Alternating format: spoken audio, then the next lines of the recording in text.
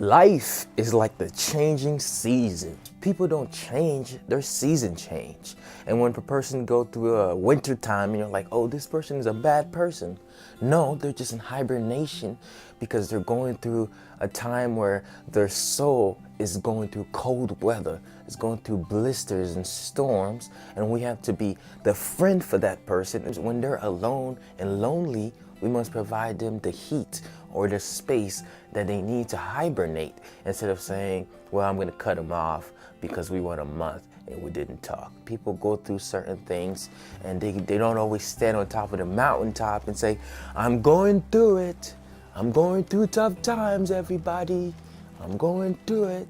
Sometimes people just need time for themselves to simmer down, go through what they're going through, so that when the spring season comes, they can be abundant and you can enjoy the fruits of their character.